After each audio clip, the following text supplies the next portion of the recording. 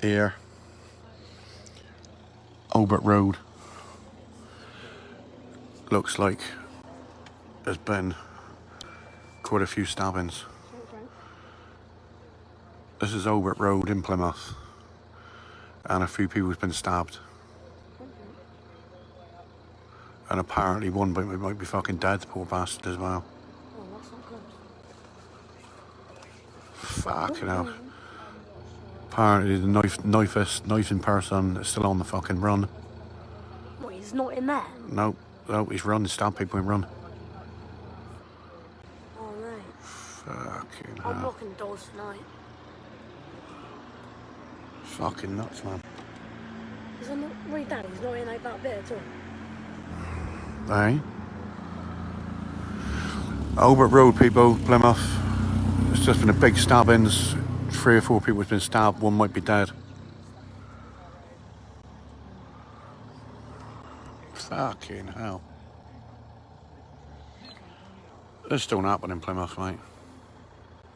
Yo, what's going on, people? It's your boy Huncho, back at you again with another video. Now, for this next story, we've got to head over to somewhere where I've not actually covered before, and that would be Plymouth. Now, what's happened over there needs to be shared, and I find it weird how it's not had the same coverage as what has happened recently in Birmingham, seeing as something very similar has happened over there. Last night, at around 10 PM, police were called to reports of a stabbing at the Railway Inn on Albert Road in the Stoke area of Plymouth. When they arrived alongside the ambulance service, they found multiple victims. 2 women had been hit by a car, 1 suffering from serious but non-life-threatening injuries, and 3 men were found with stab wounds, and 1 was found with potential life-changing injuries. All 5 were rushed to hospital where they're currently being treated. The suspect, who was known to some of the victims, aged in his 50s, fled the scene by the time the police arrived, and at some point later, police went to an address in the Beacon Park area before stopping a vehicle near Ide, which is on the outskirts of Exeter,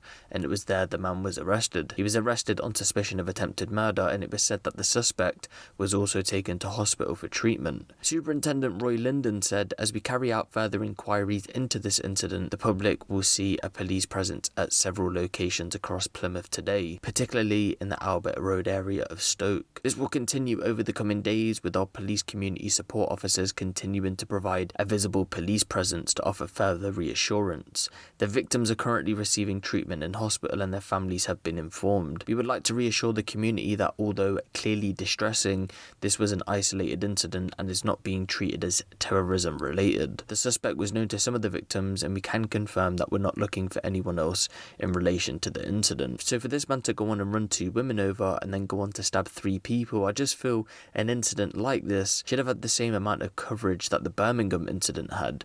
Of course, the Birmingham incident, the coverage that it got, it really needed, but we have to remember there was Twitter trends, news reporters were swarming down to the city centre to get coverage, and although this man knew some of the victims, unlike the Birmingham incident, I just feel like people need to know that this stuff happens all around the UK and not just in big cities. And if it wasn't for channels like myself, then people that watch news rather than read it, because there is a lot of people who prefer to watch the news, they would be none the wiser, and they really need to be informed that this is actually going on in these smaller places, or places that you might not think that it's happening in. And you'd think in a major incident like this, where a woman's been left in serious condition and a man has been left with potentially life-changing injuries, you'd think that there would be at least some witness statements, but again, the coverage that it's had, there's been no witness statements to what's happened or anything like that, only what you would have seen at the start of this video. So for the attacker to do a runner, and I'm guessing he was trying to evade the police and probably go and hide out somewhere, but then the police to catch him 40 miles away while he was driving,